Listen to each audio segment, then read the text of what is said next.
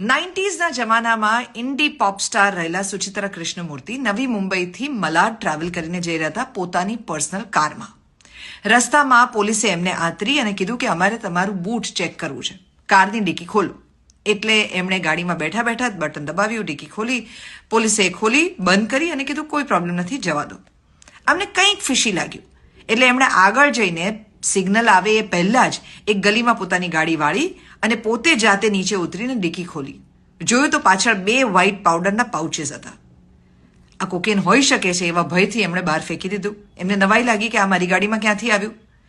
એમણે જે પ્રિડિક્ટ કર્યું હતું એ પ્રમાણે જ એ જેવા ગાડીમાં પાછા બેઠા અને આગળના સિગ્નલ ઉપર ગયા એટલે બીજી એક ટીમે એમની ગાડી આંતરી અને કીધું કે અમારે તમારી ડિક્કી ચેક કરવી છે, ચેકિંગ કરાવડાવો. આ વખતે સુચિત્રા જાતે ગાડીની બહાર ઉતર્યા. એમણે ડિક્કી ચેક કરવા માટે ડિક્કી ખોલી.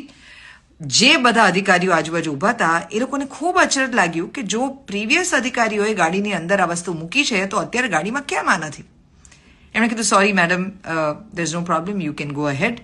સુચિત્રા પાછા પોતાની ગાડીમાં બેઠા. ઘરે પહોંચીને એમણે એક્સની ઉપર આ આખી વાત લખી. તમે અને હું જેટલી પણ જગ્યાએ આપણી ગાડીની ડિક્કી ગાડીમાં બેઠા બેઠા જ ખોલીએ છીએ, આપણને નથી ખબર કે આપણે કઈ પ્રકારના રિસ્કને આમંત્રણ આપી રહ્યા છીએ.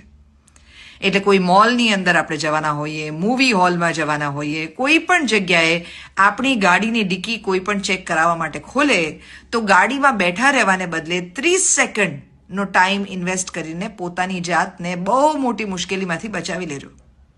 દેવકી કે સાથ, જનહિત में जारी.